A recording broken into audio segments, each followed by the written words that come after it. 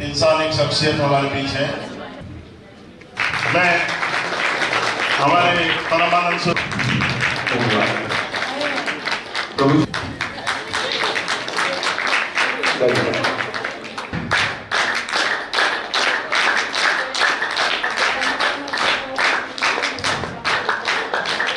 आप घेरा मैडम सबकी तरफ से एक साथ स्वागत कर रही हैं, ऐसा कोई भी ना मानिएगा कि हम रह गए।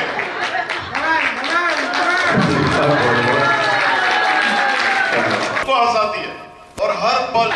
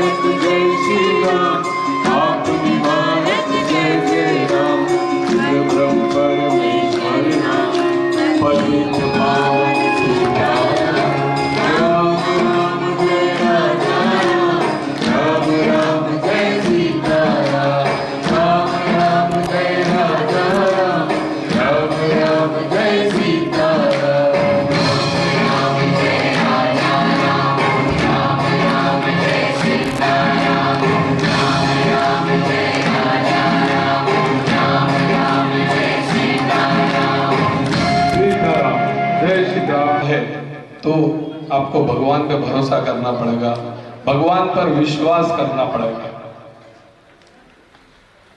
ऐसी एक बात मैं एक कार्यक्रम के दौरान बता रहा था, तो आप ही में से एक व्यक्ति उठा और बोला, क्या आपने भगवान को देखा है? मैंने कहा नहीं, देखा तो नहीं, हाँ पर सुना है। आपने भगवान को कभी अनुभव किया है? मैंने कहा नहीं, अनुभव भी नहीं किया है। अच्छा, तो अब मैंने कहा तो बड़ा पेचीदा मामला हो गया है, तो अपनी बात आंग पे आ गई। मैंने कहा अब इसको किसी तरह तो समझाना पड़ेगा। नास्तिक था, मैंने कहा कैसे समझाऊं इसको? तो मैंने पूछा कि जहर खाने से क्या होता है? तो वो बोलता है मृत्यु होती है। तो मैंने कहा अनुभव किया? अनुभव किया? बोले नहीं। तो मैंने कहा फिर कैसे पता? तो बोला सुना है, जिसने जहर खाया, जो मरा उसने बताया, और डॉक्टरों ने बताया कि जहर खाने से मृत्यु होती है। तो मैंने कहा तू उस मरे हुए व्यक्ति की बात मान सकता है, डॉक्टरों की बात मान सकता है, तो ये हमारे वेद पुराण ग्रंथ इनमें जो लिखा है क्या वो गलत है? क्या इतना बड़ा ब्रह्मांड, इतना बड़ा यूनिवर्स अपने आप बन गया? उसे वो बात समझ में आ जाती है कि वाकई में भगवान है। तो आप में से, हम में से कोई ऐसा व्यक्ति है जिसके मन में डाउट हो कि भगवान है या नहीं, तो वो अभी हाथ खड़ा कर दे। तो मेरे पास और भी उदाहरण है जिनसे मैं यह प्रूव कर सकता हूं कि भगवान होते हैं। कोई है तो नहीं? तो ही उस राम कथा का सार मिलेगा आपको।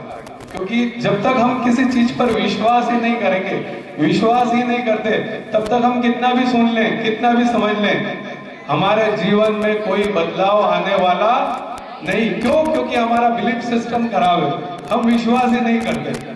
तो हमें विश्वास है प्रभु श्री राम है ना? तो चलिए, एक बहुत अच्छी राम कथा जो आपके जीवन में बहुत बड़ा बदलाव लाएगी, आज मैं सुनाने का प्रयास कर रहा हूं और कोशिश करता हूं कि आपसे मैं कनेक्ट हो पाऊं और अच्छी से अच्छी बातें राम जी से जुड़ी हुई आप तक पहुंचा पाऊं। कि त्याग दी सभी ख्वाहिशें, कि त्याग दी सभी ख्वाहिशें निष्काम बनने के लिए राम ने खोया बहुत कुछ श्री राम बनने के लिए। आज मैं अपने जीवन के सबसे बड़े विषय पर आप सबसे चर्चा करने आया हूं। मैं ईश्वर से, प्रभु श्री राम जी से प्रार्थना करता हूं कि वो मुझे शक्ति दे, मुझे सामर्थ्य दे कि मैं कुछ कह सकूं। कि किसी ने कितना सटीक कहा है कि अपने हक में भी ना हो और उसे भी पाने की इच्छा हो तो वहां महाभारत की शुरुआत होती है, और अपने हक का भी त्याग करने की इच्छा हो वहां रामायण की शुरुआत होती है। जहां संपत्ति बढ़ी वहां महाभारत हुई, जहां प्रेम बटा वहां रामायण हुई। जीवन में हमें क्या नहीं करना यह महाभारत हमें सिखाती है, जीवन में हमें क्या करना ये रामायण हमें सिखाती है, और जीवन कैसे जीना ये भगवत गीता हमें सिखाती है। तो मैं शुरुआत करता हूं, मैं आगे बढ़ता हूं मेरी इस राम कथा पे। रामायण हमारा बहुत पवित्र ग्रंथ है जो हमें जीवन जीने की पद्धति सिखाता है, हमारा लाइफ का मैनेजमेंट सिखाता है। आज बड़े बड़े मैनेजमेंट इंस्टीट्यूट्स में भी राम जी के लेसन्स को पढ़ाया जाता है, रामायण के लेसन्स को पढ़ाया जाता है। रामायण के जितने पात्र हैं वो सारे पात्र मानो हमें हमारे जीवन जीने की पद्धति सिखा रहे हैं।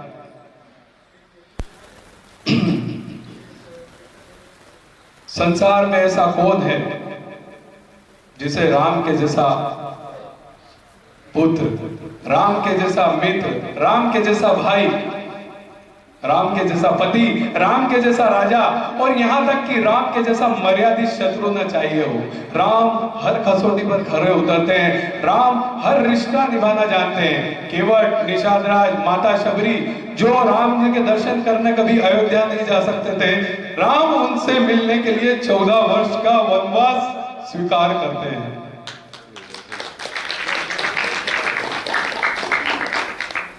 एक पौराणिक कथा के अनुसार महादेव जी के 3 पुत्र, देव, दानव और मानव, महादेव जी के पास पहुंचे और बोले पिताजी आपकी संपत्ति का बंटवारा हम तीनों में बराबर बराबर कर दो। अब महादेव जी के पास तो कोई जमीन जायदाद या फ्लैट तो थे नहीं। महादेव जी के पास क्या था? तो उनके पास था करोड़ों श्लोकों की अद्भुत संपदा थी। उन्होंने वो श्लोकों की संपदा तीनों पुत्रों में बराबर बराबर बांट दी और केवल एक श्लोक अपने पास रख लिया और बोले कि जाओ अब खुशी खुशी अपना जीवन जियो। पर तीनों पुत्र बोले कि पिताजी इस एक श्लोक का भी आप क्या करेंगे, ये भी हमें बांट दीजिए। महादेव तो महादेव हैं, उन्होंने कहा ठीक है, ये ऐसे मानने वाले नहीं है, सब लेके ही जाएंगे। तो उन्होंने जो वो श्लोक था उसके अंदर 32 अक्षर थे, 10-10 अक्षर तीनों में बांट दिए और 2 अक्षर अपने पास रख लिए और बोला कि जाओ, बस मैंने मेरी सारी संपत्ति तुम्हें दे दी, बस केवल 2 अक्षर मेरे पास रखे हैं, बस यही मेरी संपत्ति है और इसी के सहारे मैं अपना जीवन जी लूंगा। पता है वो 2 अक्षर जो महादेव ने अपने पास रखे वो क्या थे? रा और म, यानी के राम। जय श्री राम। तो इसीलिए कहा गया है कि राम से भी बड़ा राम का नाम है।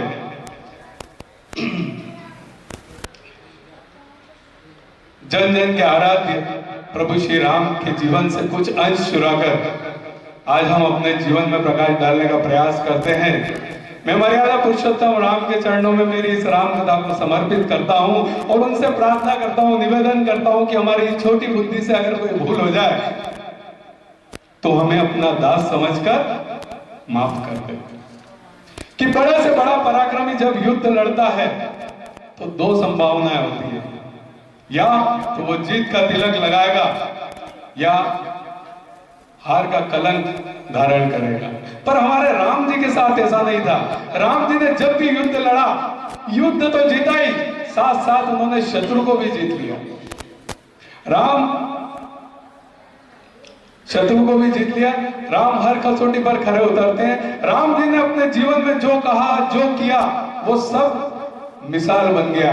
त्याग, दया, न्याय की मूर्ति प्रभु श्री राम जी के लिए मर्यादा पुरुषोत्तम केवल उपाधि नहीं है, वो एक यथार्थ सत्य है। जैसे सूर्य के तेज से अंधेरे का मिट जाना सत्य है, जैसे चंद्रमा की स्थिति से लहरों का विचलित हो जाना सत्य है। साथियों, जितनी जरूरी बीमार व्यक्ति के लिए औषधि होती है, अंधे के लिए उसकी लाठी होती है, बुढ़ापे के लिए योग्य संतान होती है, उतना ही जरूरी इस घोर कलयुग में राम का नाम है।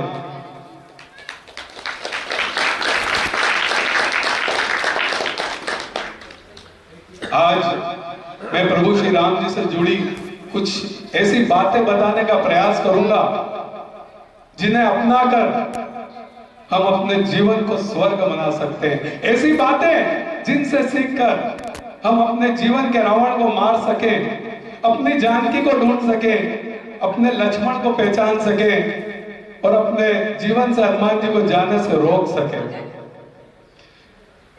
ऐसी बातें जिनसे सीखकर हम प्रभु श्री राम के पद चिन्हों पर चलकर सफलता तो प्राप्त कर सकते हैं, पर साथ ही साथ एक बहुत बड़ा संतोष भी हमें मिलता है, एक बहुत अच्छा सेटिस्फेक्शन भी हमको मिलता है।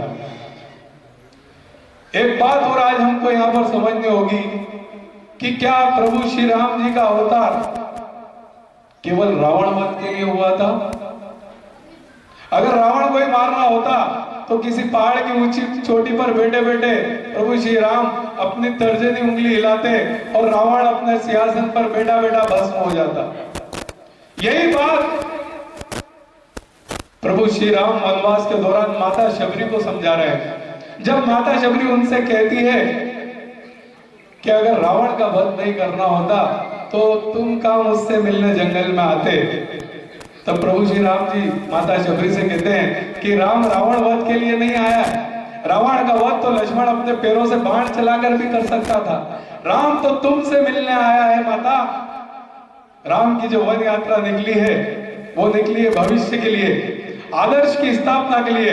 नाम राम निकला है ताकि वो दुनिया को सीख दे सके कि माता सीता के अपमान का दंड रावण के पूरे साम्राज्य के विध्वंस के साथ खत्म होता है। राम निकला है ताकि वो माँ की अवांछनीय इच्छा को पूरा कर सके, वही राम होता है, ये बताने के लिए निकला है। राम जी के रास्ते पर चलकर हमें सफलता मिलेगी, संतोष मिलेगा। आगे मैं इस कथा को जारी रखता हूं। एक बात और जो आज हमें समझना है, इस कहानी में आगे बढ़ूं इसके पहले मैं एक क्वेश्चन आप लोगों से पूछना चाहता हूं कि क्या सचमुच रावण का वध प्रभु श्री राम जी ने किया था? रावण को उसके घमंड, उसकी सोच ने मारा था। क्या सचमुच लक्ष्मण रेखा माता सीता ने पार करी थी? नहीं, रेखा पार करी थी रावण ने, और वो रेखा थी मर्यादा की, नारी सम्मान की, और वहीं से रावण का विनाश वध निश्चित हो गया था। रामायण से एक बहुत बड़ी सीख हमें मिलती है कि रेखा कोई भी हो, हमें अपने जीवन में उसकी मर्यादा, उसकी सीमा तय करनी चाहिए, वरना विनाश निश्चित हो जाता है। एक भजन हम करेंगे, उसके पश्चात अब इस कथा में और आगे बढ़ेंगे।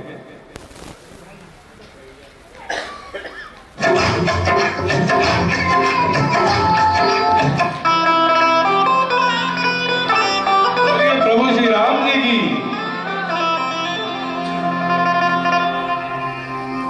सजा दो घर को गुलशन सा, सजा दो घर को गुलशन सा, अवध में राम आए हैं। सजा दो घर को गुलशन सा, अवध में राम आए हैं। अवध में राम आए हैं, मेरे सरकार आए हैं। मेरे सरकार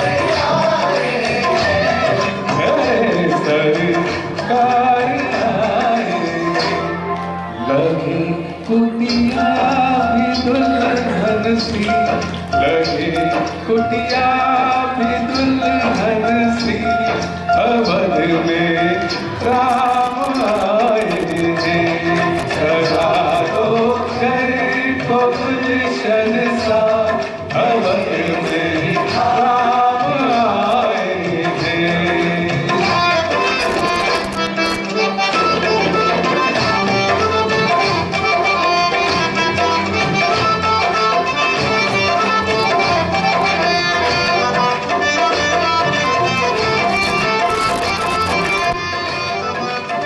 मर्यादा पुरुषोत्तम राम जी की।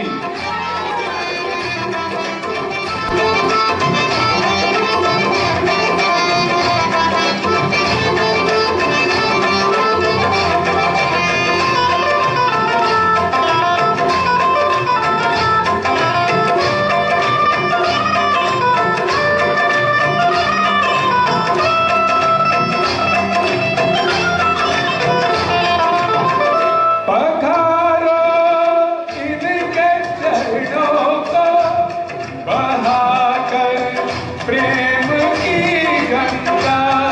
पखारो इनके चरणों को, बहाकर प्रेम की गंगा।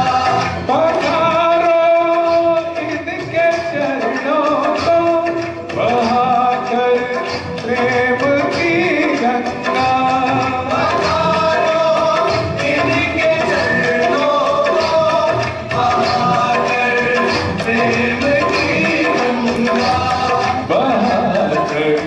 प्रेम की गंगा बिछा दो अपनी पलकों को, बिछा दो अपनी पलकों को, अवध में राम आए हैं। सजा दो घर को गुलशन सा, मेरे सरकार आए हैं। बोलिए प्रभु श्री राम जी की। धन्यवाद।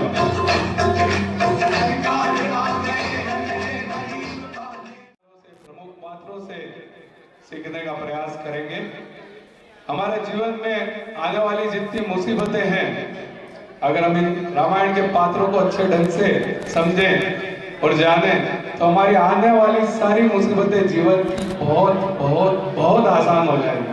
तो क्या आप अपनी मुसीबतों को आसान करना चाहते हैं कि नहीं करना चाहते हैं?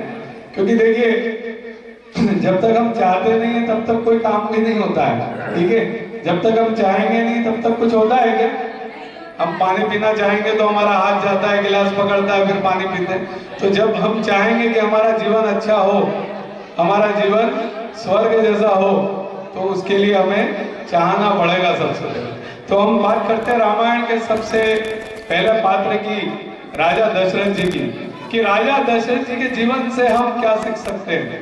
तो मेरे जितने भी बुजुर्ग लोग यहाँ बैठे हुए हैं वो ध्यान से सुनिएगा, क्योंकि वो सभी राजा दशरथ जी की उम्र के हैं, है ना? कौन कौन है? सभी हैं, सीनियर सिटीजन जितने भी हैं, वो ध्यान से सुनिएगा और समझिएगा कि रामायण के प्रमुख पात्र हमारे दशरथ जी सिखाते हैं। दशरथ जी ने एक दिन देखा कि उनकी दाढ़ी में एक सफेद बाल आ गया। उसी दिन उन्होंने फैसला कर लिया, उसी दिन उन्होंने डिसाइड कर लिया कि मेरे सबसे बड़े पुत्र राम जी को अयोध्या का उत्तराधिकारी बनाना है। सही समय पर उन्होंने सही निर्णय लिया, सही फैसला लिया। रामायण के दशरथ जी हमें सिखाते हैं कि हमें भी जीवन में दशरथ जी से सीखना है, सही समय पर अपनी कुर्सी दूसरे को देना है। और सत्ता के मोह में, कुर्सी के मोह में हम इतने चिपक जाते हैं कि उसे छोड़ने की इच्छा ही नहीं होती, छोड़ना ही नहीं चाहते हैं। बहुत सी हमारी माताएं बेटी वो भी अपनी बहू को चाबी देना नहीं चाहती।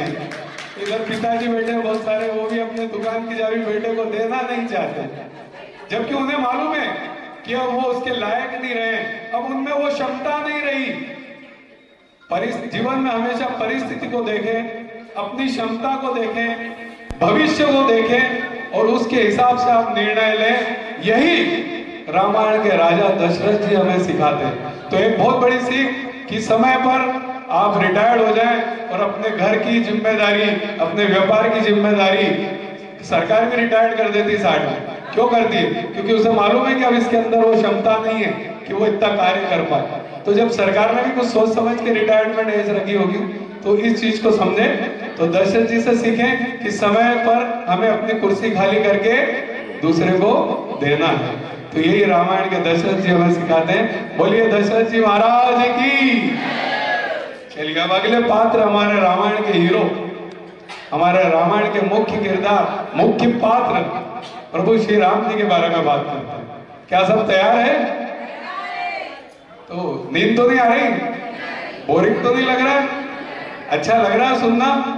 चालू रखे, जहां जहां बोरिंग लगे बोल देना, मैं भजन चालू कर दूंगा, ठीक है? ये भजन मैंने इसीलिए डाले बीच में कि आप लोगों को नींद ना आए। कि राम इसलिए नहीं पूजे जाते कि उन्होंने कौशल्या की कोख से जन्म लिया। राम इसलिए पूजे जाते हैं कि वनवास देने वाली कैकेयी को भी उन्होंने मां के जैसा आदर दिया। राम इसलिए नहीं पूजे जाते कि उन्होंने जानकी जैसी देवी से विवाह रचाया। राम इसलिए पूजे जाते हैं कि अहिल्या जैसी समाज से टकराई हुई स्त्री को भी उन्होंने देवी कहकर बुलाया। राम इसलिए नहीं पूजे जाते कि दशरथ जैसे चक्रवर्ती सम्राट उनके पिता हैं। राम इसलिए पूजे जाते हैं कि जैसे पुत्र की तरह अपने हाथों से मुखाग्नि देते हैं, वो बूढ़े पक्षी जटायु की चिता है। राम इसलिए नहीं पूजे जाते कि उन्होंने लंका को जीत लिया था। राम इसलिए पूजे जाते हैं कि अपने बाहुबल से जीती हुई लंका को भी अपनी मातृभूमि के लिए, अपने अयोध्या की मिट्टी के लिए त्याग दिया था। राम इसलिए नहीं पूजे जाते कि उन्होंने रावण की नाभि में तीर को भेद दिया था।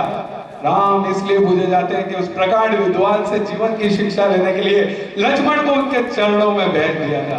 राम इसलिए नहीं पूजे जाते कि वो भगवान थे। राम तो इसलिए पूजे जाते क्योंकि वो मर्यादा में रहने वाले इंसान थे। पहले वही चाहिए, इसकी भी नींद नहीं आ रही। राम नाम ही कितना अद्भुत है कि प्रभु श्री राम तो सबके मन में है, पर सबका मन प्रभु श्री राम में नहीं है। हम प्रभु श्री राम जी को मानते हैं, अच्छी बात है, उन्हें पूछते हैं, अच्छी बात है, लेकिन उनके आचरण को हम अगर जीवन में उतारे तो ये बड़ी बात है। सिर्फ मंदिर जाने से, दर्शन करने से राम जी के कुछ होगा क्या? नहीं ना।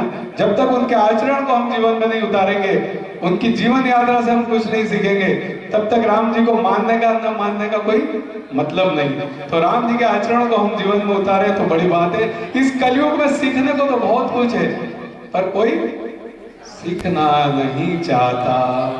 कि चरण हमें मंदिर तक लेके जाते हैं और अच्छा आचरण हमें प्रभु श्री राम तक लेके जाता है। तो बोलिए प्रभु श्री राम जी की। तो उनकी जीवन यात्रा, वैसे तो प्रभु श्री राम जी से सीखने के लिए तो अनंत बातें हैं, इतनी बातें कि हम यहाँ बैठे बैठे हो जाएं वो कई दिन गुजारते तो भी उन बातों को पूरी नहीं कर सकते, लेकिन कुछ खास बातें जो हमारे जीवन में चमत्कार ला सकती है, आज उन पर हम बात करेंगे। तो क्या सभी सुनने के लिए तैयार हैं? चलिए, तो सबसे बड़ी बात और सबसे पहली बात जो राम जी से हमें सीखना है वो कि जीवन में कभी भी हमें अपने कर्तव्यों से पीछे नहीं हटना है। प्रभु श्री राम जी जो राजा बनने जा रहे थे और इतने में उनको एकदम से पता लगा कि उन्हें तो 14 वर्ष के लिए वनवास जाना है। एक पल के लिए तो जो कुर्सी, जो सत्ता सामने हुई आती दिख रही थी, एक पल में वो गायब हो गई और सामने था पिताजी का बड़ा फैसला जिसके साथ उनको 14 वर्ष के लिए वनवास जाना था। वो सत्ता का मोह, सत्ता का सुख प्रभु श्री राम जी सब त्याग कर हंसते मुस्कुराते वनवास के लिए निकल गए। रामायण की ये जो घटना है ये सबसे बड़ी घटना है और इसी कारण रामायण आज आपके और मेरे सामने है। ये घटना हमें सिखाती है कि जीवन में परिस्थितियां कितनी भी विपरीत आ जाए, हमें कभी भी अपने कर्तव्यों से पीछे नहीं हटना। यही रामायण की जीवन यात्रा से, प्रभु श्री राम की जीवन यात्रा से हम सीख सकते हैं कि राम जी जिस तरह हंसते मुस्कुराते 14 वर्ष के लिए वनवास चले गए, उसी तरह जीवन में कभी भी हमारे साथ ऐसी परिस्थिति, सिचुएशन आ जाए तो कभी भी अपने कर्तव्यों से पीछे ना उठे। ये पहली सीख जो हम प्रभु श्री राम जी से सीखेंगे। क्या याद रखिएगा, जीवन में कभी भी अपने कर्तव्यों से पीछे नहीं हटना। चलिए, दूसरी सीख जो हम प्रभु श्री राम जी से, उनकी जीवन यात्रा से सीख सकते हैं वो है राम हमेशा सही का चुनाव करते हैं, बलशाली का नहीं। जीवन में अगर मौका मिले कि सही को चुनना है कि ताकतवर को, तो राम हमेशा सही को चुनते हैं। आपको मौका मिले तो किसको चुनोगे? आपको मिले तो सही को या ताकतवर को? कोई ताकतवर को चुनने वाला है? नहीं है। सबको सही आदमी चाहिए। क्या बात, आज सब क्या माहौल ऐसा बन गया ना, तो अब सब सही के पीछे जाएंगे। तो जीवन में जब भी मौका मिले सही को चुनना है कि ताकतवर को, तो राम हमेशा सही को चुनते हैं। वाक्य कुछ ऐसा है, सीता जी का हरण हो चुका है, राम उनको खोजने के लिए वन वन भटक रहे हैं। हनुमान जी के कारण उनकी भेंट सुग्रीव जी से होती है। सुग्रीव जी और बाली सब जानते हैं, दोनों भाई सुग्रीव जी और बाली जो कि सुग्रीव जी से कहीं ताकतवर था। सीता हरण के बाद राम जी के पास ऑप्शन था, चॉइस थी कि वो बाली से मित्रता करेंगे सुग्रीव से। बाली जो कि इतना बलशाली था, सामने वाले की आधी शक्ति छीन लेता था और उसने तो रावण को परास्त भी कर रखा था। 6 महीने तक उसको खाक में लेकर घूमता रहा और बाद में छोड़ दिया। राम जी चाहते तो बाली से मित्रता करते, बाली एक ही दिन में रावण का वध कर देता और युद्ध ही खत्म हो जाता, कोई झंझट नहीं होता। लेकिन प्रभु श्री राम जी ने ऐसा नहीं किया। क्यों? क्योंकि वो जानते थे कि बाली गलत है। उसने अपने छोटे भाई की पत्नी को अपने पास रखा हुआ है, इसलिए उन्होंने सही का साथ दिया और सुग्रीव से मित्रता निभाई। जब उन्होंने बाली को तीर मारा, बाली मूर्छित होकर पड़ा। प्रभु श्री राम जी से बोलता है कि मैं दुश्मन हो गया और मेरा भाई सुग्रीव प्यारा हो गया, मुझे क्यों मारा प्रभु? प्रभु श्री राम बोलते हैं कि हे मूर्ख सुन, छोटे भाई की पत्नी, पुत्र की पत्नी, बहन, बेटी, ये चारों एक समान है और इन पर बुरी नजर डालने वाले का वध करने पर जरा भी पाप नहीं लगता। मानो इस प्रसंग से, इस वाक्य से, इस कथा से प्रभु श्री राम इस दुनिया को संदेश देना चाह रहे थे कि कभी भी आपके जीवन में ये मौका आए कि आपको सही को चुनना है या ताकतवर को, तो आप सही को चुने। तो एक बहुत बड़ी सीख जो हमें मिलती है कि हमेशा सही का चुनाव हमें करना है। चलिए, दूसरी सीख। तीसरी बात, अपने दिमाग को हमेशा शांत एवं स्थिर रखें।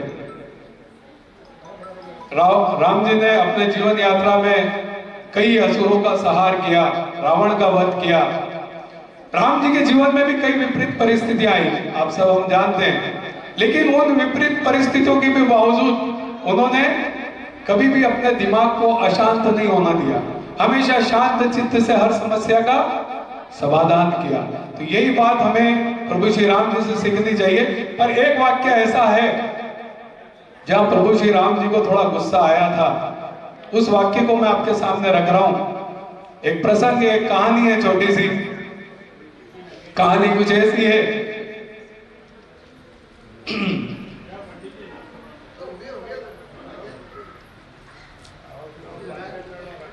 कि प्रभु श्री राम जी ने लंका पे चढ़ाई करने की तैयारी कर ली थी, पूरी वानर सेना और लक्ष्मण जी सब उनके साथ थे।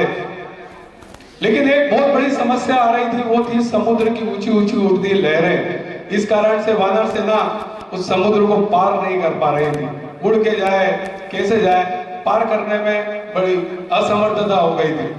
प्रभु श्री राम जी ने समुद्र देव से प्रार्थना करी, बहुत प्रार्थना करी, और समुद्र देव की तरफ से कोई भी जवाब नहीं आया। तब प्रभु श्री राम जी को थोड़ा सा गुस्सा आया और उन्होंने ब्रह्मास्त्र निकाल लिया। तब समुद्र देव प्रकट हुए और बोले, माफ कीजिएगा प्रभु, लेकिन ये प्रलय के पहले प्रलय मत ला दीजिएगा। अगर आपने ब्रह्मास्त्र चला दिया तो इस धरती से जल का अस्तित्व खत्म हो जाएगा, मैं सूख जाऊंगा, सब कुछ खत्म हो जाएगा, प्रलय आ जाएगा, तो प्रभु माफ कीजिएगा। तो प्रभु कहते हैं, तो बता रास्ता क्या है, तो बताइए कि रास्ता क्या है, हम कैसे इस समुद्र को पार करें। तब समुद्र देव कहते हैं कि आपकी वानर सेना में नल और नील नाम के 2 वानर हैं, जिन्हें बचपन में ऋषियों ने श्राप दिया था कि वो कोई भी चीज उठाकर अगर नदी में फेंकेंगे तो वो तैरने लगेंगे।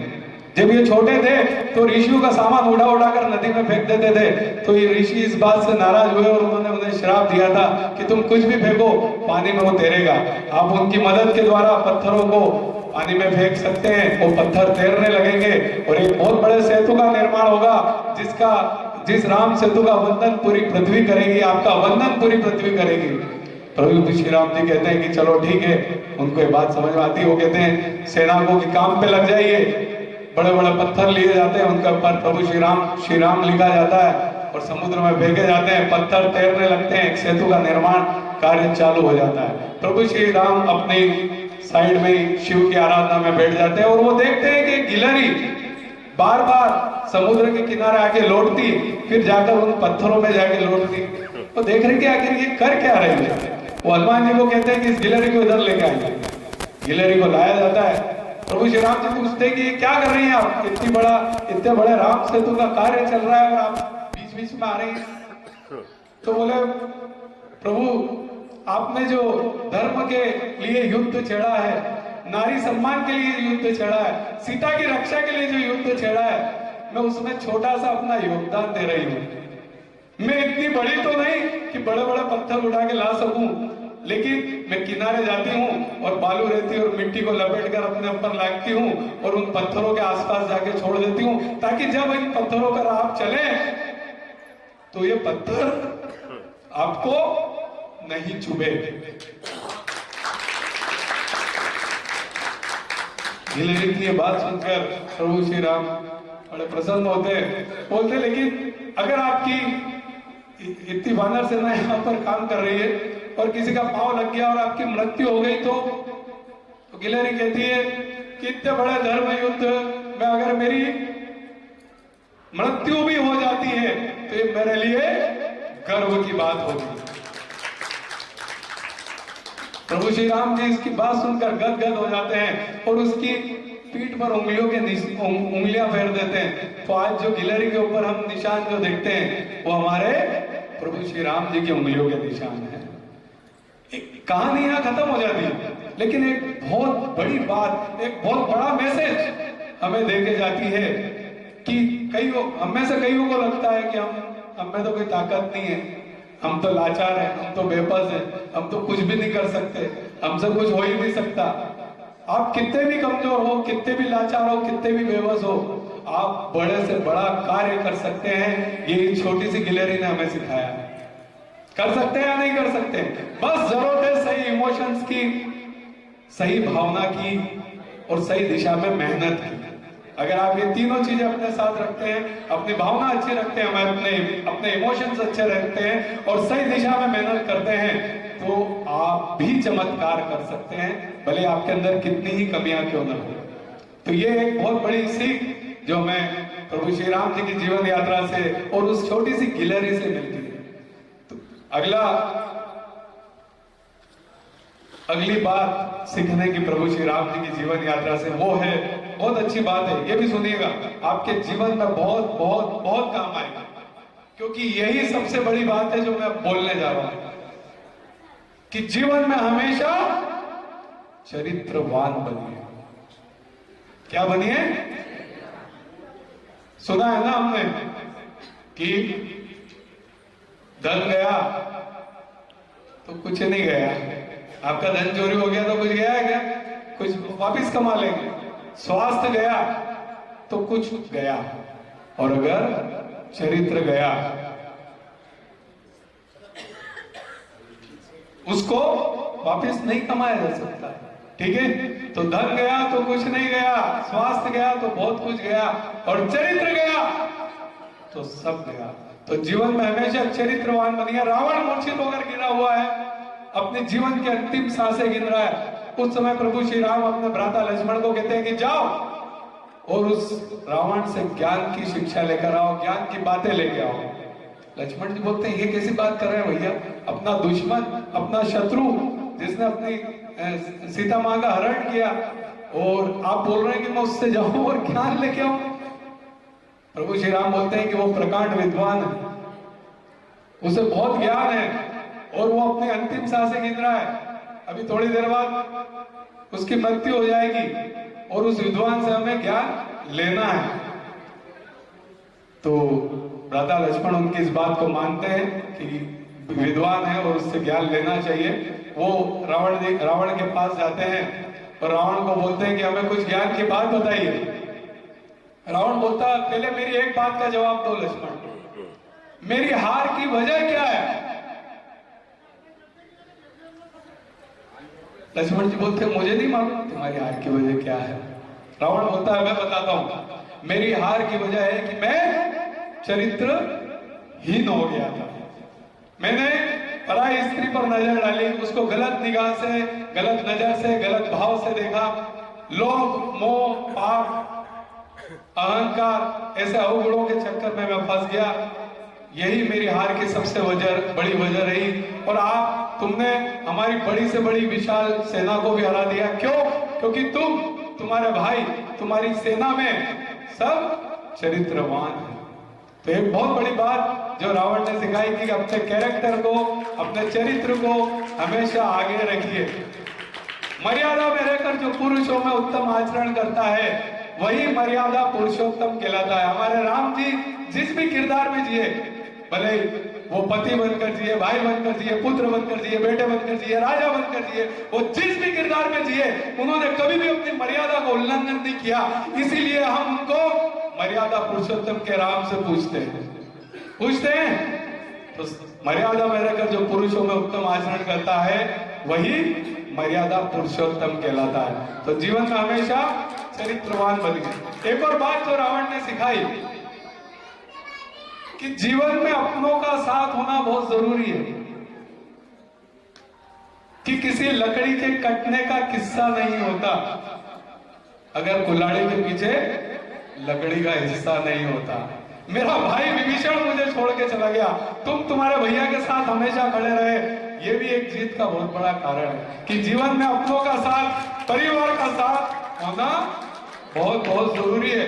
आप बड़े से बड़ा साम्राज्य पालें, कितना ही धन कमा लें, कितनी समृद्धि पालें, लेकिन इतनी ऊंचाई पर पहुंचने के बाद भी अगर आपके पास आपके अपने नहीं हैं तो वो ऊंचाई किसी काम की नहीं है। तो एक बहुत बड़ा पार्ट, बहुत बड़ा लेसन रावण ने और सिखाया। रावण ने एक बात और बताई कि सुबह से शीघ्र, शुभ कार्य में कभी देरी नहीं करना चाहिए। मैंने राम जी को पहचानने में देर कर दी, उनकी शरण में आने में देर कर दी। अगर मैं उनके सही समय पर उनकी शरण में आ जाता तो आज मेरा ये हाल ना होता। तो रावण एक बहुत बड़ी बात सिखा रहा है कि शुभस्य शीघ्रम, शुभ कार्य में देरी नहीं, और अशुभ कार्य को आप जितना टाल सकते हो टालिए। एक बहुत बड़ी बात, शुभस्य शीघ्रम।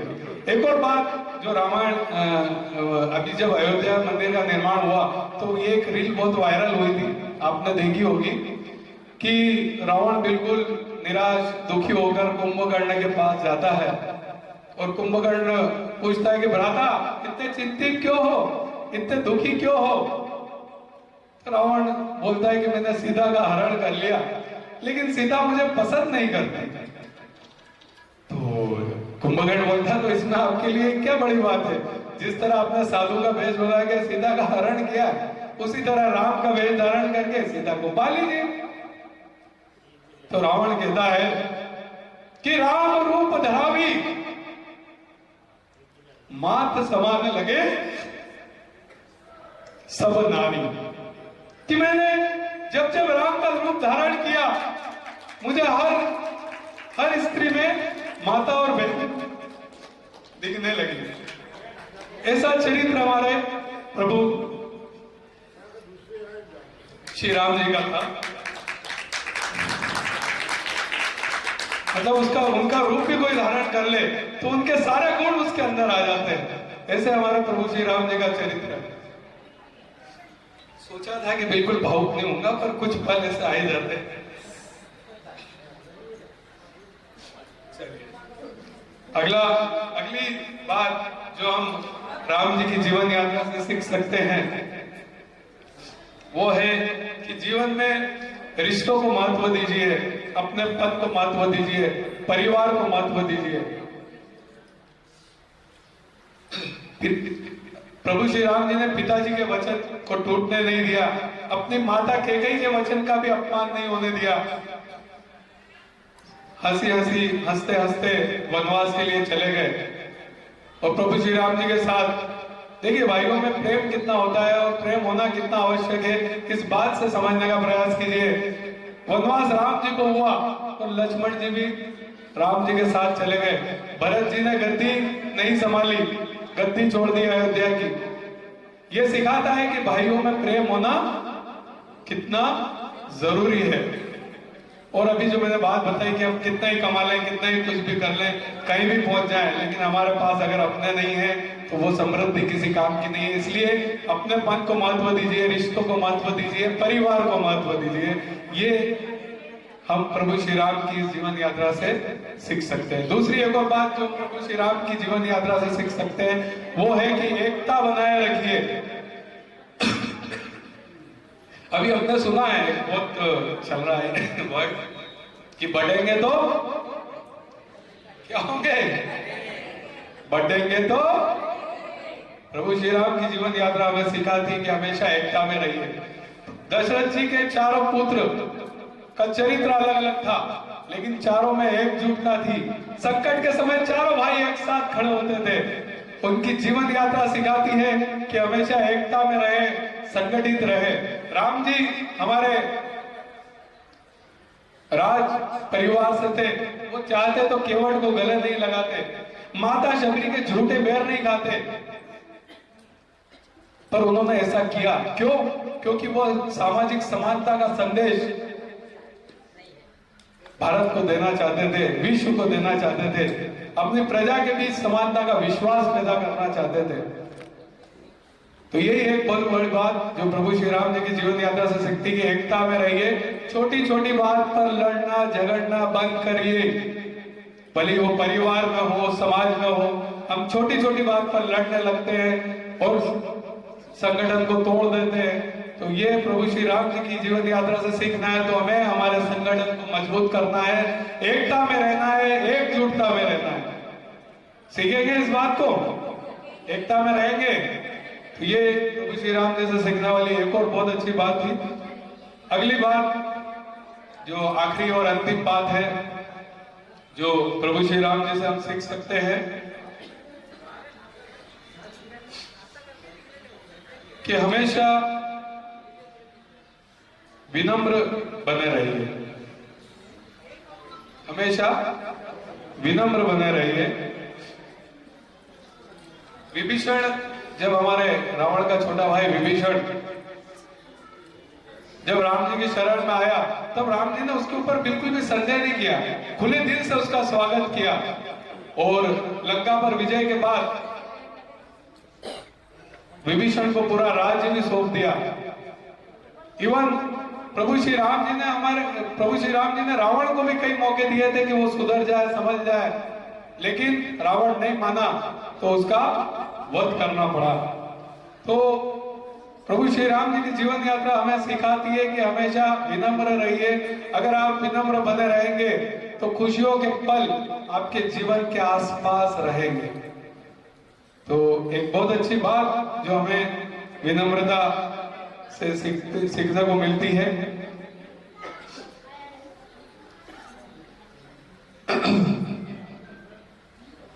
एक भजन हम करेंगे। तो ये राम जी से सीखने वाली कुछ बातें थी जो हम हमारे जीवन में उतारे, हमारे अंदर उतारे तो हम हमारे जीवन को बदल सकते हैं। एक भजन करते हैं, उसके पश्चात अगले पात्र पर हम बात करेंगे। अभी आगे हमारे माता सीता, लक्ष्मण जी और भरत 3 पात्र और बचे।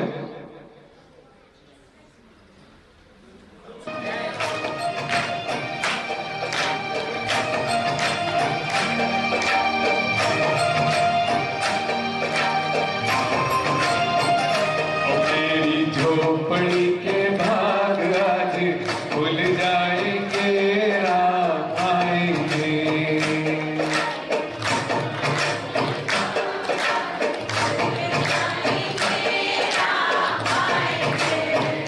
और राम आएंगे, आएंगे, राम आएंगे। और राम आएंगे, आएंगे, राम आएंगे। और मेरी झोपड़ी भाग आज खुल जाएंगे, राम आएंगे। और मेरी झोपड़ी के राम से भी बड़ा राम का नाम है। जो राम का नहीं वो किसी काम का नहीं। कि ना कोई पैसा लगता है, ना कोई खर्चा लगता है, राम बोलो बड़ा अच्छा लगता है। और आप आएंगे तो अंगना सजाऊंगी, दीप जला के दिवाली में मनाऊंगी। राम आएंगे तो अंगना सजाऊंगी, और दीप जला के दिवाली में मनाऊंगी। और मेरे कर्मों के सारे पाप मिट जाएंगे, राम आएंगे। और मेरे कर्मों के सारे पाप मिट जाएंगे, राम आएंगे। खुल जाएंगे, राम आएंगे।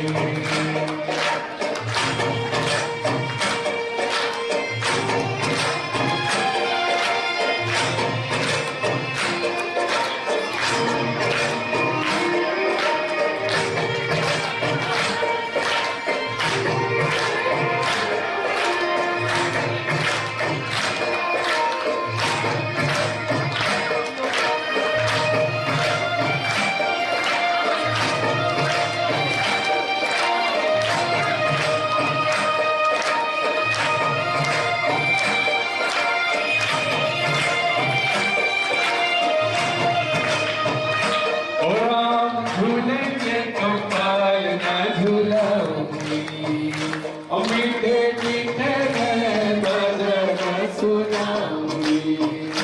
और राम झूलेंगे तो पालना झूलाऊंगी। और मीठे मीठे में भजन सुनाऊंगी। और मेरी जिंदगी के सारे दुख मिट जाएंगे, राम आएंगे। और मेरी जिंदगी के सारे दुख मिट जाएंगे, राम आएंगे।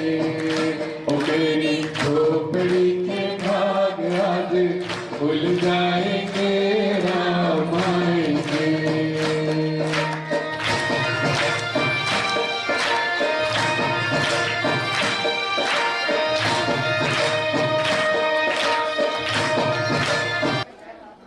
इसके पहले मैं एक छोटी सी बात करूं, कुछ बच्चे भी मेरे बीच बैठे हैं,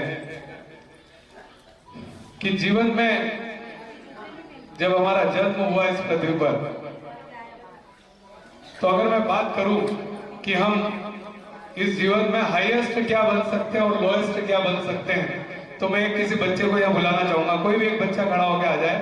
आ जाओ बेटा, एक आ जाओ कोई भी। अगर आपको बनने का मौका मिले तो आप क्या बनना चाहेंगे? कलेक्टर।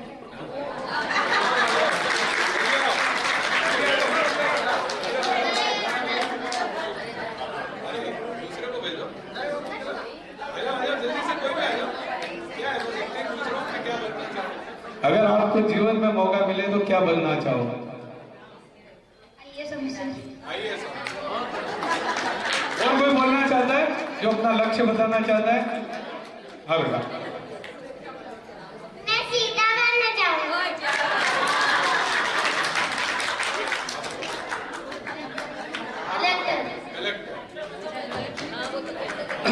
देखिए, यही बात मैं आपको सिखाने और समझाने का प्रयास कर रहा हूं कि अगर हमें जीवन में मौका मिले, मान लो कि आपके सामने प्रभु बैठे हैं और आपसे पूछ रहे हैं कि बोल क्या बनना चाहेगा, तो आपने क्या मान लिया? कलेक्टर, आईएएस, ऐसी छोटी मोटी चीज मान ली। किसी ने ज्यादा से ज्यादा बड़ा मांग लिया तो क्या मांग लेगा? प्रधानमंत्री। इससे ऊपर कोई मांगेगा? अरे भैया, जब मांगना ही है तो बड़ा मांगो ना।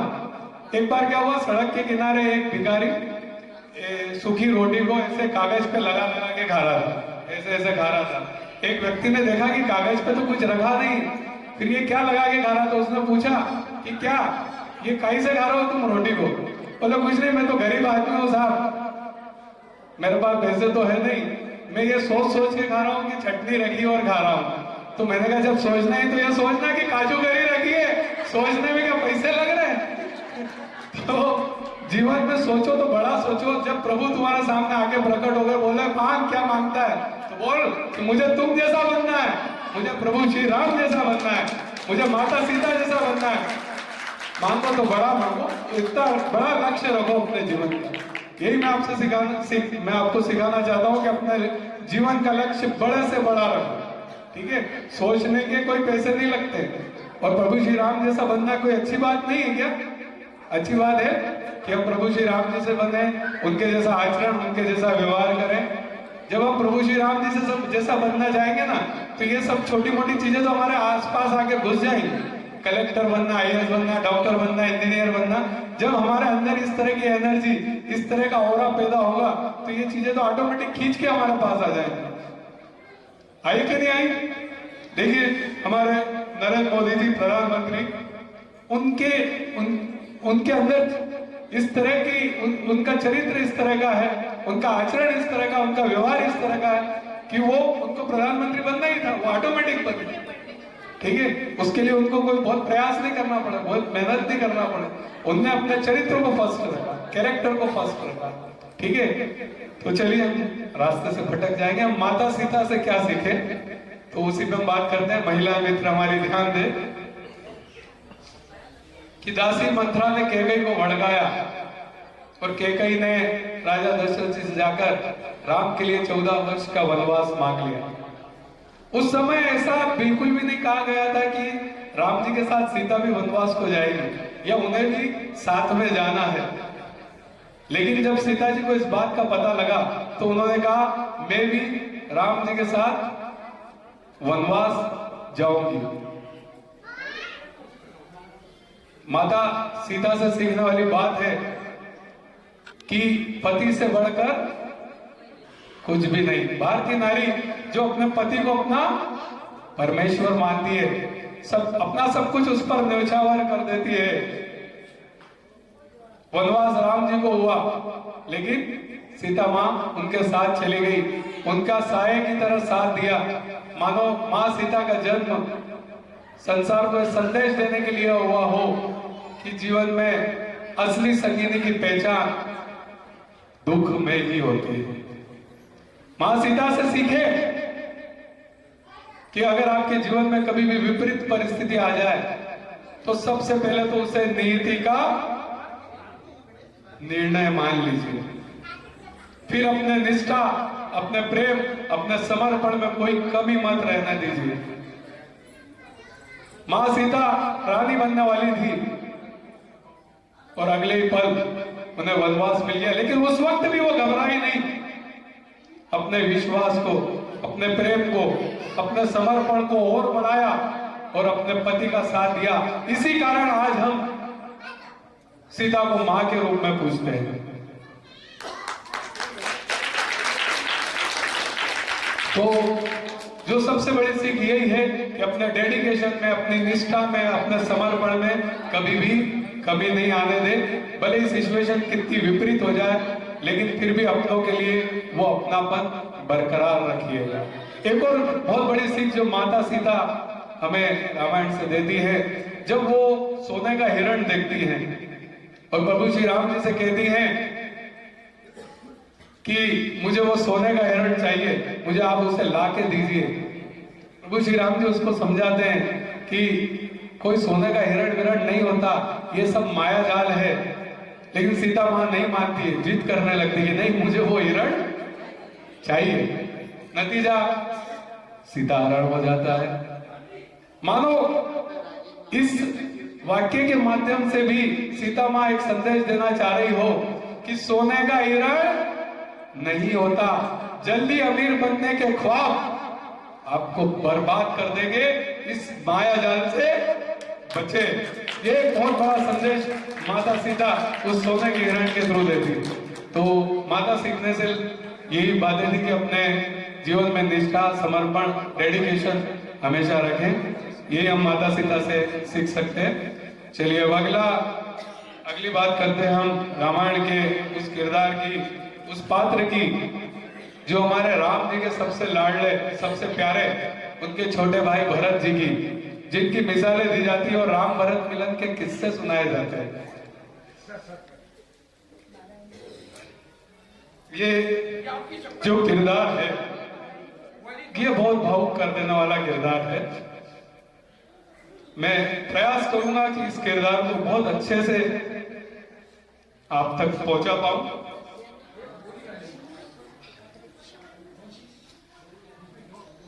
भरत जी जो हमारे राम जी के छोटे भाई, राम जी और सीता मां और लक्ष्मण जी वनवास के लिए चले गए। जब वो वनवास को गए उस समय भरत जी ननिहाल में थे। जब उन्हें पता चला तो वो दौड़े दौड़े अयोध्या आए। यहां आकर उनको सारे षड्यंत्र का पता चला। माता कौशल्या के साथ वो रात भर रोए। सुबह हुई, सभा बैठी, गुरुजन, मंत्रीजन, माताएं सभी मौजूद थे। गुरु वशिष्ठ जी बोले कि आपके पिताजी का पहला वचन पूरा करने के लिए राम जी 14 वर्ष के लिए वनवास चले गए। अब दूसरे वचन की बारी है। भरत, अयोध्या की गद्दी संभालो। भरत जी बोलते हैं, मैं गद्दी पर नहीं बैठूंगा। गुरुदेव कहते हैं कि हमें मालूम है कि तुम्हारा मन नहीं है और जिस वचन के लिए तुम्हारे पिता ने अपने प्राण दे दिए उस वचन को पूरा करना पड़ेगा। तुम्हें गद्दी पर बैठना पड़ेगा। भरत जी फिर वही जवाब देते हैं, मैं गद्दी पर नहीं बैठूंगा। गुरुदेव कहते हैं, अगर तुम्हारे गुरुदेव तुम्हें आज्ञा दे तो क्या फिर भी तुम इस गद्दी पर नहीं बैठोगे? भरत जी कहते हैं, जवाब सुनिएगा साथियों, ऐसा जवाब श्री भरत जी ही दे सकते हैं। भरत जी कहते हैं, माफ कीजिएगा गुरुदेव,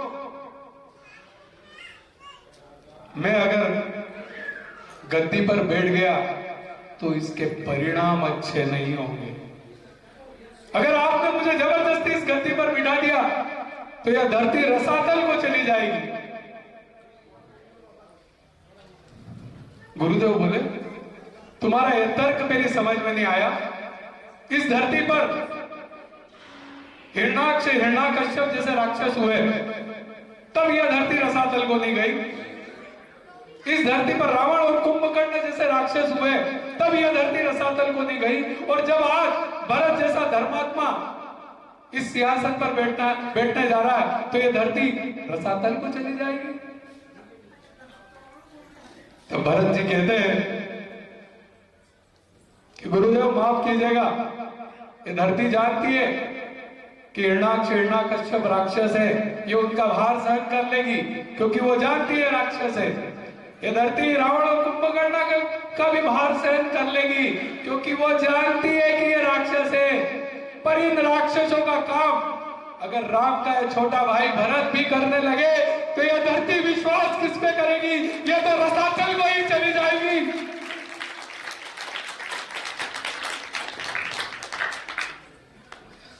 साथियों,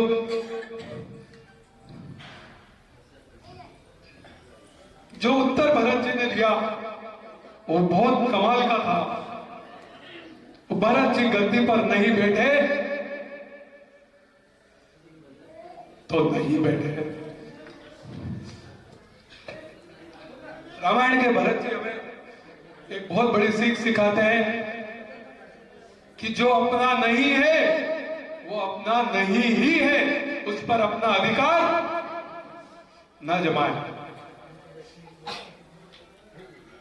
आजकल 2-4 इंच की जगह इधर उधर हो जाए तो भाई भाई के ऊपर कोर्ट केस कर देता है। अगर कोई वकील हमारे बीच बैठा है तो आप उनसे पूछ सकते हो, 12 लाख कोर्ट केस,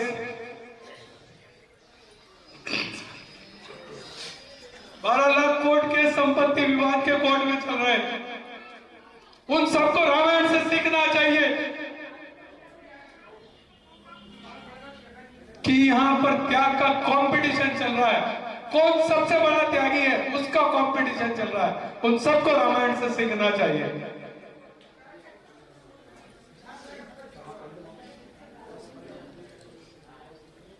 एक और वाक्य इससे जुड़ा हुआ है, उसके बारे में मैं आपको बताना चाहता हूं। सुग्रीव जी राम और लक्ष्मण जी से कह रहे हैं कि मेरा तो मन नहीं था, मुझे तो जबरदस्ती गद्दी पे बैठा दिया। बाली की मृत्यु के बाद जनादेश था, बैठना पड़ा। तो लक्ष्मण जी हंस पड़े। राम जी ने कहा क्यों हंस रहे हो लक्ष्मण? बोले इनकी बात पे हंस रहा हूं, ये बोल रहे हैं कि जबरदस्ती हमें गद्दी पर बिठा दिया। तो राम जी बोलते हो सकता है परिस्थिति रही हो, उन्हें गद्दी पर बैठना पड़ा हो। तो लक्ष्मण जी बोलते माफ कीजिएगा भैया, लेकिन अगर जबरदस्ती कोई किसी को गद्दी पर बिठा सकता तो हमारे भरत भैया को क्यों नहीं बिठा दिया? पूरी अयोध्या के समाज जन, गुरुजन, माताएं सब लगे रहे, लेकिन भरत भैया को कोई भी गद्दी पर नहीं बिठा पाया। क्यों? क्योंकि उनके मन में पद की वासना नहीं थी, उनके मन में आपके चरण कमलों की उपासना थी। इस धरती पर भरत जैसे महात्मा पैदा हुए हैं जो कहते हैं कि अगर हमें गद्दी पर बिठाया तो धरती रसातल को चली जाएगी। और आज के कलयुग में ऐसे लोग हैं जो कहते हैं कि जल्दी से हमें गद्दी पर बिठाओ वरना देश रसातल को चला जाएगा। ये एक बहुत बड़ी सीख जो भरत जी हमें इस कथा के, इस प्रसंग के माध्यम से देते हैं, जो हमें जीवन में उतारना है कि जो अपना नहीं है वो और अपने हक का भी जो त्याग कर दे, वहां रामायण होती है। ठीक है? कितने लोग हैं जिनके कोई कोर्ट केस चल रहे हैं? यहाँ बैठा है क्या कोई ऐसा भाई जिसका कोर्ट केस चल रहा हो प्रॉपर्टी विवाद का? तो उनको ये रामायण दिखाए आप अच्छे से, और इस रामायण की बातों को बताए, नहीं तो ये हमारा जो वीडियो बन रहा है ये उन तक पहुंचाए। शायद 12 लाख में से 2-4 लाख केस इस वीडियो को देख के कम हो सकते हैं कि नहीं? अगर मानने को तैयार होगा तो, है ना? नहीं तो वो तो प्रभु श्री राम जी भी आगे बैठेंगे तो भी मानने वाला नहीं है आगे। चलिए, तो इसके पश्चात भरत जी हमारे वन में राम जी से मिलने के लिए जाते हैं और उन्हें उनके चरणों में चरणों में प्रणाम करते हैं। उन्हें कहते हैं कि बड़े भैया चलिए और अपना सिंहासन संभालिए। बड़े भैया कहते हैं नहीं, मुझे मेरे पिता का वचन पूरा करना है, 14 वर्ष के लिए इस वनवास को जीना होगा, आप जाइए और आप ही गद्दी संभालिए। पर भरत जी ऐसा नहीं करते, वो प्रभु श्री राम जी की चरण पादुकाओं को लेकर आते हैं और उनको सिंहासन पर रखते हैं और 14 साल तक वो चरण पादुकाएं अयोध्या पर राज करती है। ऐसे हमारे भरत जी का चरित्र है। एक बार जोरदार तालियां भरत जी के लिए। क्या इतना त्याग, इतना समर्पण आज कोई कर सकता है? हमें तो जबरदस्ती बिठा दिया। ये जो सत्ता के कुर्सी से चिपकने वाले और जो सत्ता लोलुप लोग होते हैं वो ऐसे ही बोलते हैं कि हमें तो जबरदस्ती बिठा दिया। अरे जबरदस्ती कोई किसी को नहीं बिठा सकता, ठीक है। चलिए, तो ये भरत जी की हमारी बहुत इमोशनल प्रसंग था जो मैं आप तक सही तरीके से पहुंचा पाया।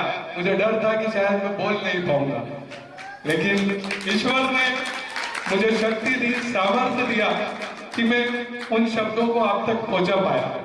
चलिए बात करते हैं हमारे रामायण के एक ऐसे पात्र की जिनके बिना रामायण अधूरी है। वो कहते हैं कि सबकी परछाई काली होती है, पर हमारे राम जी की परछाई उजली है, और उस परछाई का नाम क्या है? लक्ष्मण जी। लक्ष्मण जी 14 साल का वनवास राम जी को हुआ, सीता माँ और राम जी जा रहे थे। लक्ष्मण राम जी के चरणों में गिर गए और बोले मुझे भी साथ लेकर चलिए। तो राम जी ने बहुत समझाया, वो नहीं माने। वो बोले कि छोटे भाई होने के नाते मेरा नैतिक जवाबदारी, नैतिक कर्तव्य कि मैं आपकी रक्षा कर सकूं, मैं आपकी सेवा कर सकूं, मैं अपने भैया भाभी की सेवा करना चाहता हूं। मैं नहीं चाहता कि जंगल में आपको कोई कष्ट हो, कोई विघ्न हो, मुझे भी आप साथ लेकर चलिए। ये कथा सुनिएगा, बहुत अच्छी कथा है जो मैं आपको सुना रहा हूं। न तो रामचरितमानस में आपको मिलेगी, न ये तुलसीदास के रामायण में मिलेगी। इस कथा का वर्णन दक्षिण भारत की कुछ कथाओं में। तो जब बहुत प्रार्थना, बहुत निवेदन लक्ष्मण जी ने किया तो राम जी ने उनको अपने साथ ले लिया। अब 3 लोग वनवास के लिए जा रहे थे, प्रभु श्री राम जी, सीता जी और लक्ष्मण जी। इतने में उर्मिला, जो लक्ष्मण जी की पत्नी उर्मिला जी, बोली कि मुझे भी साथ चलना है, मैं आपकी सेवा करूंगी।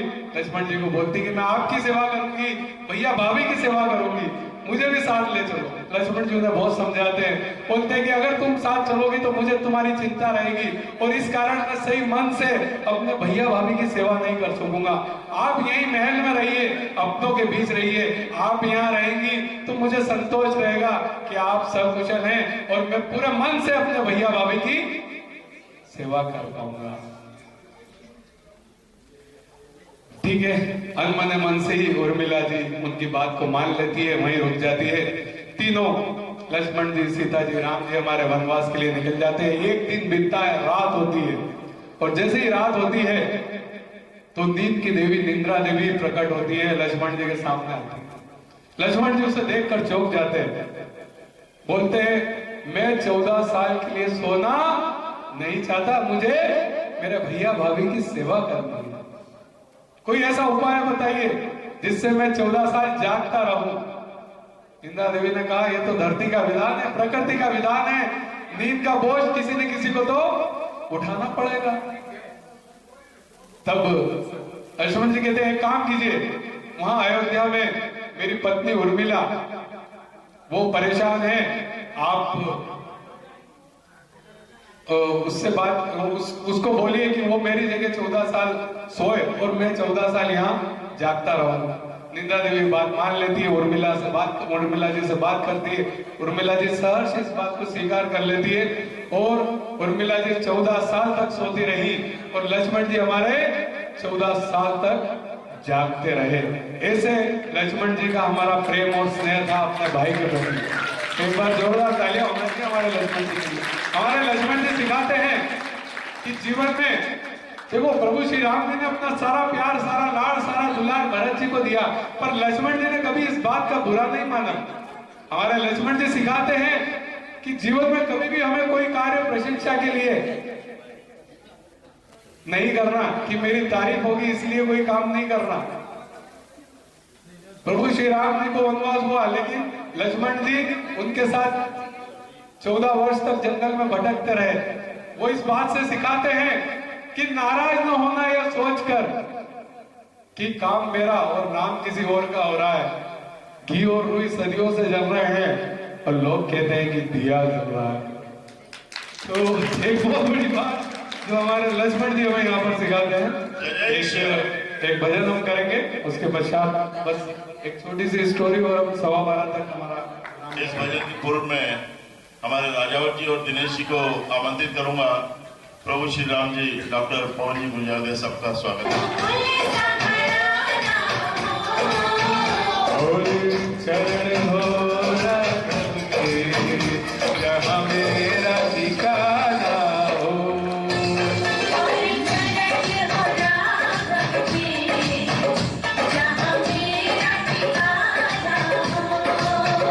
अगरी हो अयोध्या श्री, रघुकुल सगराना हो। और चरण हो रघुवर के, जहाँ मेरा ठिकाना हो।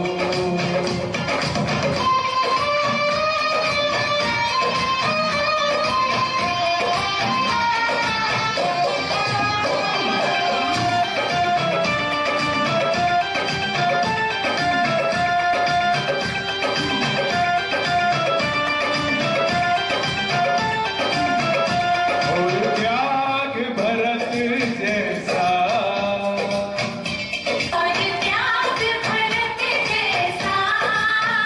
सीता सी नारी हो।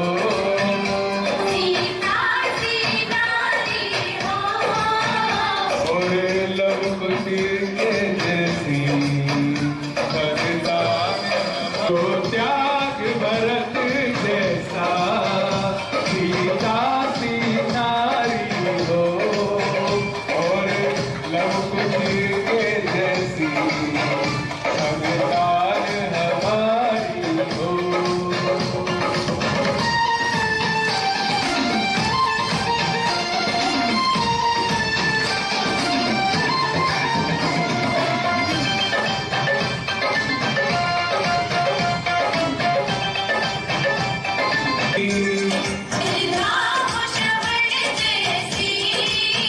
शबरी सी भक्ति हो,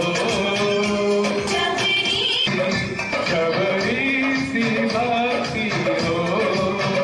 और हनुमत के जैसी और शक्ति हो।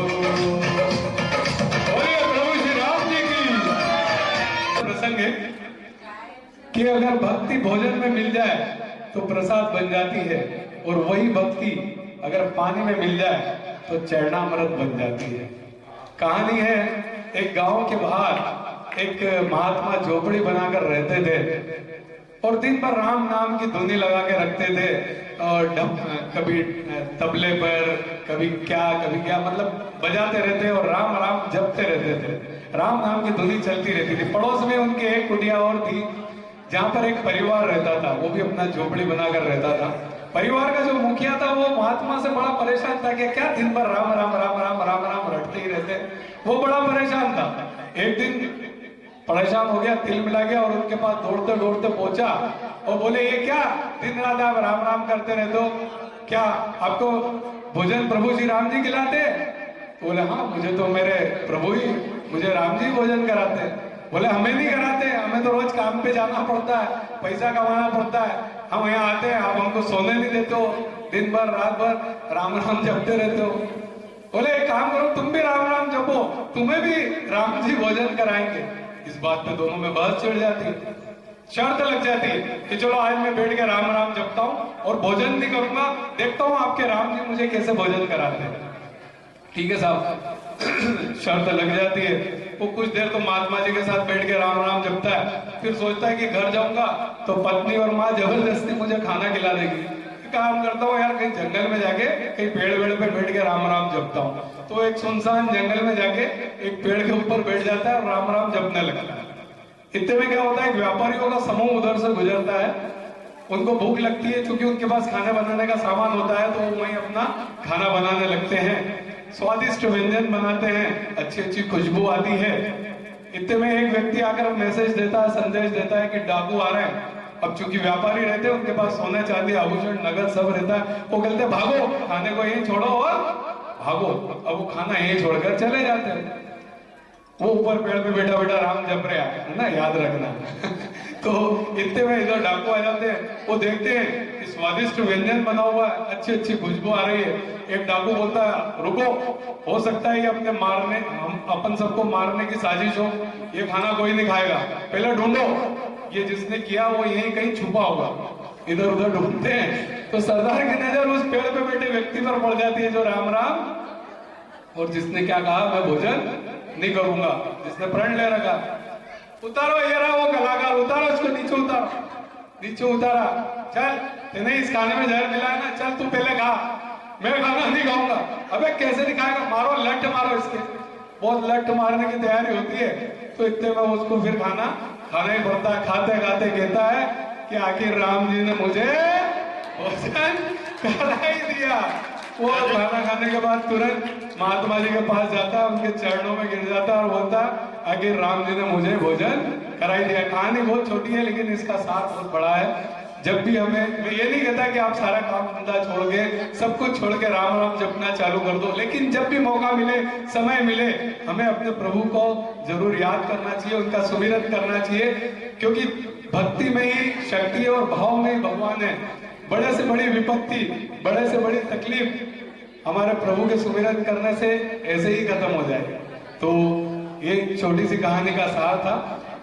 आप सब लोगों ने आज मेरी इस राम कथा को सुना, अच्छी लगी हो तो एक बार जोरदार तालियां प्रभु श्री राम जी के लिए, हमारे डॉक्टर साहब के लिए। अब हम छोटे से हमारे राम जी बन गए। थोड़ा सा मैं परमानंद की 5 मिनट की डिटेल और कर देता हूँ, फिर हम सबका यहाँ पर एक सामूहिक नृत्य है 15-20 मिनट का, गरबे वगैरह सब उसके अंदर होंगे, सभी यहाँ बने रहिएगा, इस बात की मेरी गारंटी है। तो उसके पहले मैं सोच रहा हूँ कि हम जो लोग जल्दी आ गए थे उनका गिफ्ट से स्वागत कर दें, वो लकी ड्रॉ कर ले। तो लकी ड्रॉ के लिए ललित जी गिफ्ट लेके आ जाए। शाम का भोजन 6 बजे के पहले करना होगा, ठीक है। सुबह खाली पेट आपको फल फ्रूट के अलावा कुछ नहीं खाना है, गैस पे पकी हुई कोई भी चीज नहीं खाना है। भगवान ने जो हमारे लिए बनाया वो है प्राकृतिक चीजें। भगवान ने रोटी बनाई, कचौरी बनाई, दाल चावल बनाए, किसने बनाया? ये सब हमने बनाया। भगवान ने जो बनाया, फल फ्रूट बनाए, सलाद बनाया, सब्जियां बनाई, तो ये जो प्राकृतिक चीजें हैं ये कम से कम 50% आपको रोज खाना है अनाज के अलावा। तो सुबह उठ के सबसे पहले आपको फल फ्रूट खाना है नाश्ता में। एक हमारी अदृश्य नाश्ता है, रविवार को कभी आप आएंगे तो अदृश्य नाश्ता आप हमसे सीख सकते हैं।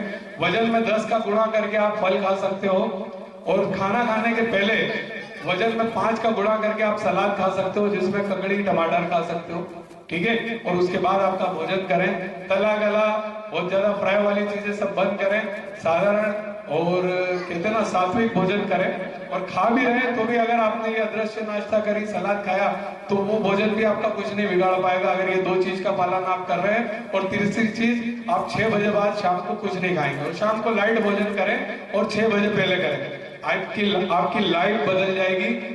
मेरी बात मानते हो तो 21 दिन करके देखो, आपको लगे कि आपकी लाइफ में कोई परिवर्तन नहीं आ रहा है, तो वापिस आपकी लाइफ में वापिस चले जाना।